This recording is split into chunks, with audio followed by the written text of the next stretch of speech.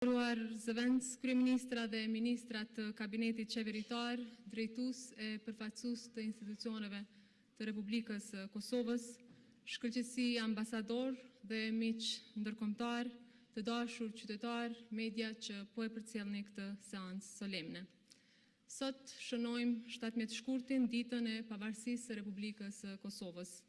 Pavarësinë që u bë e mundur falë përpjekjeve dhe sakrificave të vazhdueshme të popullit shqiptar. Pavarësisë që u arrit përmes luftës për çlirim, gjaku të shumë heronjve që ranë dëshmor ndërbreza që ne të jemi sot ku jemi këtu. Përkulje përhershme ndaj atyre që dhanë jetën për lirinë e vendit, para dëshmorëve dhe martirëve, para atyre që përjetuan dhunë në forma të ndryshme, para familjeve që ende mbajnë dhimbjen e luftës dhe të gjithë atyre që edhe sot kërkojnë drejtësi. Përkulje para të gjithë atyre që qëndruan dhe nuk u dorëzuan asnjëherë, që ne sot jetojmë të lirë në tokën që kemi trashëguar në shtetin tonë të lirë. Në këtë ditë kujtojmë dhe ndihemi krenar për heroizmin e familjes së komandantit legjendar Adem Jashari dhe gjithë jasharëve që u bën simbol i rezistencës tonë të fuqishme kundër okupimit. Kujtojmë dhe nderojmë urtësinë e presidentit Rugova që orientoi Kosovën drejt mbështetjes ndërkombëtare. Kujtojmë qëndresën e pathyeshme të Basës Adem Demaçit, udhërfysit tonë që mbetet shembulli i sakrificës së popullit tonë në rrugën e tij për liri dhe dinjitet. Këto tri linja të historisë sonë çlirimtare e fitimtare u ngritën mbi lavdinë e historisë së qëndresës shekullore ndaj okupimit. Veprimtare dhe veprimtar, aktiviste dhe aktivist, studente e student dhe punëtore e punëtor që brenda dhe jashtë vendit në diaspor u angazhuan për një Kosovë të lirë. Falënderim i veçantë miqve dhe aleatëve ndërkombëtar që na mbështetën në rrugën për pavarësi dhe vazhdojnë të qëndrojnë pranë Kosovës në ndërtimin e saj.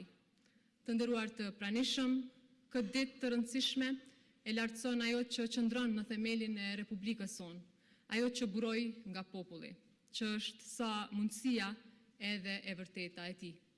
Ushtria çlirimtare e Kosovës dhe lufta e saj e drejtë për çlirim. Lufta e ushtrisë çlirimtare të Kosovës ishte luftë për dinjitet dhe liri. Ajo ishte kundër përgjigje në rrethanat e një okupimi të ashpër, kur dhuna sistematike ndaj popullit shqiptar po merrte për masa shkatruese. UÇK-ja ishte ushtria mbrojtëse e një populli që kërkonte të jetonte i lirë në vendin e vet, pa pasur synim shkatrimin e askujt tjetër.